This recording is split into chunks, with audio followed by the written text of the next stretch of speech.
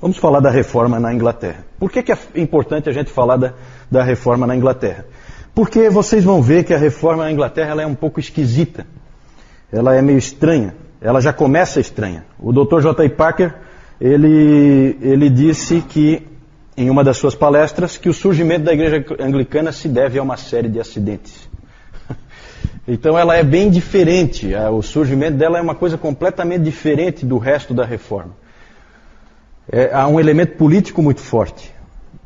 E isso, por um lado, é bom, porque criou uma igreja assim, de via média, uma igreja a meio caminho, com uma reforma meio de mentirinha, uma reforma que não reformou de verdade. E isso vai fazer com que, ali naquele ambiente, naquele país, possam surgir homens como os puritanos. Por quê? Porque a reforma não está pronta. E alguém vai se incomodar com isso.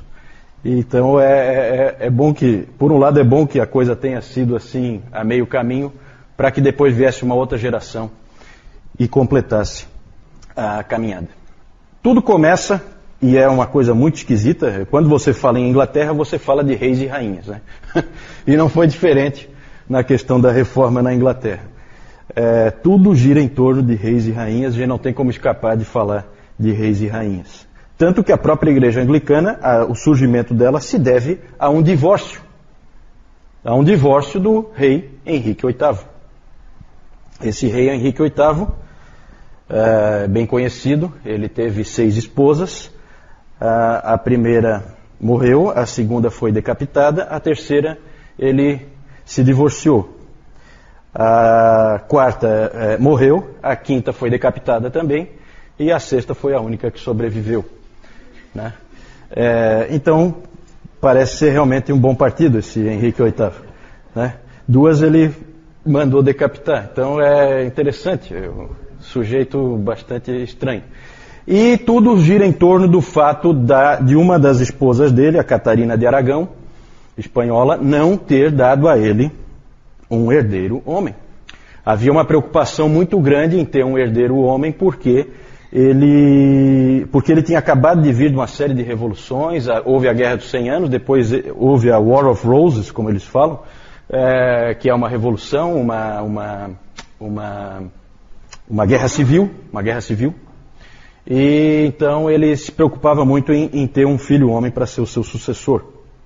E ela não lhe dava um filho homem, então ele quis se divorciar. E aí tinha que ser autorizado pelo Papa o divórcio. Só que tem um probleminha. A Catarina de Aragão não era qualquer pessoa. Ela era só a tia do imperador Carlos V. E aí, politicamente, você arrumou para sua cabeça. O Papa não vai autorizar, porque ele tem medo. E o Henrique VIII também fica numa situação difícil. Então ficaram enrolando. Certo? Ficou aquela burocracia e não saía nunca a autorização dele para se divorciar. O que ele fez? Ele simplesmente declarou um belo dia que ele era o cabeça da Igreja da Inglaterra. Em 1534, ele se disse o cabeça da Igreja da Inglaterra. Não é o Papa, sou eu o cabeça da Igreja da Inglaterra. Que bom cabeça esse, hein? 6 esposas, 2 ele decapitou. Duas perderam a cabeça por ele, né? Devia ser realmente um...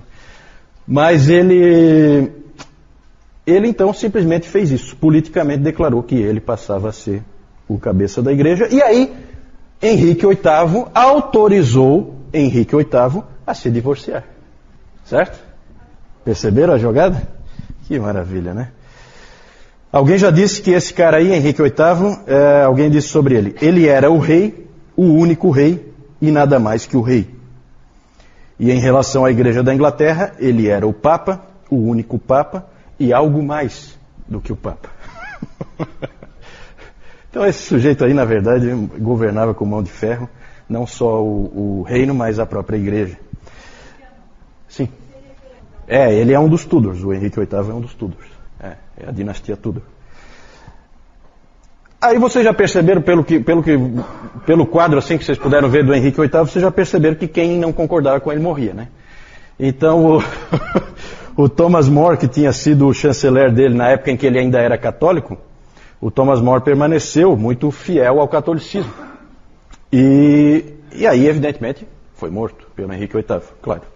E o Thomas Cromwell, que foi outro, que daí era protestante e era luterano, também alguma hora lá o Henrique VIII não gostou de alguma coisa que ele disse e também mandou matar. Então ele ia mandando matar a turma um por outro, um atrás do outro. O Thomas Cromwell, quando foi morto, quando ele foi decapitado, no mesmo dia mais 2 protestantes foram queimados e 3 padres católicos foram enforcados. Tudo no mesmo dia. Até alguém, um estrangeiro que passava por ali, disse o seguinte: que país é a Inglaterra? Que país fantástico é a Inglaterra. Lá enforcam-se papistas e queimam-se antipapistas. Não tem lógica nenhuma, né? A mesma coisa, você queima o protestante, queima o católico, queima tudo junto. Então é estranho. Quando Henrique morreu, o seu filho Eduardo VI, filho da Jane Seymour, que foi acho que a terceira esposa dele, ou a segunda, ele assumiu, ele tinha só 10 anos de idade. Claro que aí tinha regentes ajudando ele, mas ele era protestante. E na época do Eduardo VI, o protestantismo floresceu na Inglaterra. O problema é que Eduardo VI morreu aos 16 anos. E aí assumiu a irmã dele, Maria I, a Sanguinária. Bloody Mary, né? Bloody Mary. Ela é a Bloody Mary. Ela era ultracatólica, essa Maria. E ela reinou de 1553 a 1558, e ali foi uma época de fortíssima perseguição aos protestantes. Fortíssima perseguição. Muitos foram mortos nessa época, por isso que ela é a Bloody Mary, por isso que ela é a Maria Sanguinária. O John Foxe escreveu o Livro dos Mártires, e ali ele cita vários que morreram sob a Bloody Mary. Ele fala de 284 mortos por causa da sua fé, e cerca de 800 líderes protestantes foram para o continente. Porque aqui em Inglaterra, né, vamos se localizar, a Inglaterra é uma ilha, certo? Quando a gente fala ir para o continente, é você vir para a parte continental da Europa, certo? O que eles fizeram, esses 800 líderes aí, protestantes? Foram para Genebra, boa parte deles. Né? Então é aquela coisa, a Maria achava que estava fazendo uma grande coisa para acabar com o protestantismo ao perseguir os protestantes, quando na verdade ela estava arrumando problemas, porque esses indivíduos foram lá aprender, eles foram para o melhor lugar que existia para aprender, que era a Academia de Genebra, certo? Boa parte deles. Não foram só para lá, né? Mas uma boa parte foi para lá. Então esses exilados acabavam indo lá e aprendendo com Calvino e companhia. E aí já viu, né? Pela providência divina, Maria só reinou 6 anos. Não durou muito o reinado dela. E aí entrou no lugar dela a sua meia-irmã Elizabeth. Na verdade, a história sempre coloca como Isabel, certo? Isabel I da Inglaterra. Só que como hoje em dia, para Elizabeth II, que é a atual rainha da Inglaterra, se fala Elizabeth, então vamos falar Elizabeth, certo?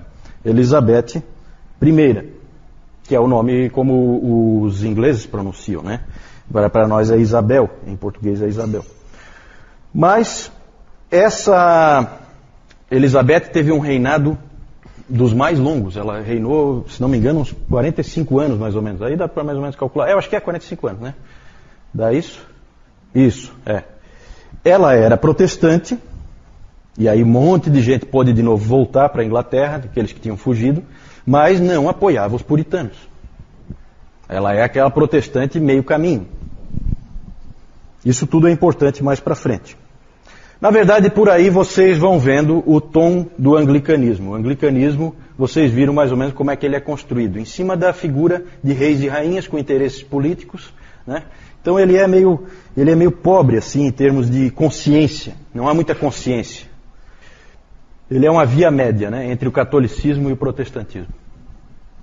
É claro que não é só isso. É claro que você tem lá dentro acontecendo, já tinha há muito tempo, desde o tempo do Wycliffe, lembra do Wycliffe? Nós tínhamos os Lollardos que eram pregadores, que levavam as ideias do Wycliffe, que faziam a pregação da palavra. Então, não podemos imaginar que na Inglaterra foi só uma coisa do rei dizer que agora nós somos protestantes e que não havia um protestantismo real ali. Havia sim, só que não nos principais postos. Por quê? Porque o modelo é aquele modelo com bispos, então o rei da Inglaterra ou a rainha da Inglaterra nomeia os bispos e toda a estrutura da igreja é calcada em cima de questões políticas. Interessante é que, para vocês terem uma ideia do anglicanismo, como é que é, tem a história do vigário de Bray. Bray é uma cidade que tinha lá, e tinha um vigário lá, que cada vez que mudava de rei ou rainha, ele mudava. Então, uma hora ele era católico, depois ele era protestante, aí ele, né, então ele ia conforme a música, dançava sempre conforme a música. E alguém chegou para ele e perguntou assim, mas você não tem princípios? Você não segue princípios? Aí ele respondeu assim, não, eu sou um homem de princípios. Eu sempre tive um único princípio e sempre fui fiel a ele. Ser o vigário de Bray. Então ele dançava conforme a música, com isso ele não se incomodava, né? Então esse é mais ou menos o espírito. Houve então forte influência do Wycliffe lá na Inglaterra e influência de Lutero muito forte, porque os escritos de Lutero circulavam por toda a Europa. O Lutero influenciou todo mundo. Todos os protestantes foram influenciados pelo Lutero. E lá dentro de Cambridge, da Universidade de Cambridge, tinha uma hospedaria chamada White Horse Inn, que é a hospedaria do Cavalo Branco. E lá, crentes protestantes iam e se encontravam para estudar a Bíblia, para discutir os últimos livros do Lutero, para discutir como levar a reforma à frente. Havia essas reuniões ali, nesse White Horse Inn, em Cambridge. Alguém chegou a chamar na época aquele lugar de a pequena Alemanha. Tal a influência do Lutero ali dentro, certo? Tudo isso aí vai ajudar a depois fazer surgir os puritanos. Não vamos nos ater muito tempo nessa questão da reforma da Inglaterra, só para dar um panorama. Mas aí tem algumas figuras importantes. Thomas Cranmer, ele começou com o Henrique VIII. O Henrique VIII, na verdade, morreu com nas mãos do Thomas Cranmer, que era o arcebispo da Cantuária, o primeiro arcebispo da Cantuária, certo? É considerado o primeiro na igreja anglicana, certo? Porque antes era tudo igreja católica romana, certo? Então ele é o primeiro arcebispo da Cantuária na igreja anglicana. Ele é autor do livro de oração comum, que até hoje é a liturgia da igreja anglicana. Esse aí é famoso, talvez vocês conheçam um pouco da história dele, ele é famoso por ter se arrependido várias vezes. Ele dava para trás, ele era pressionado pela Maria, a sanguinária, e aí ele dava para trás, e aí ele dizia que ele não cria em nada daquilo. Não era um homem corajoso, não era, certo? E ele acabou, no fim das contas, se arrependendo do seu arrependimento, e ele, quando foi queimado, talvez vocês conheçam essa história, ele queimou primeiro a mão que assinou o arrependimento. Ele colocou a mão primeiro e ele falou algumas coisas indecorosas contra a mão dele, né?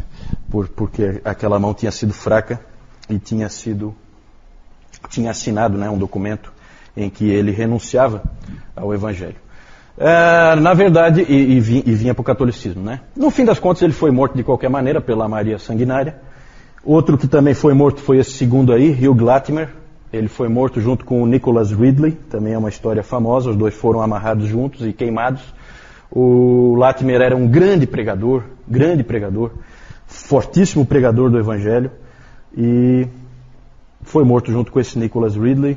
Ali tem a famosa frase dele para o Ridley, né, que ele falou assim: fique firme, mestre Ridley. Neste dia nós vamos acender tal candeia, pela graça de Deus, na Inglaterra, que eu confio que jamais se apagará.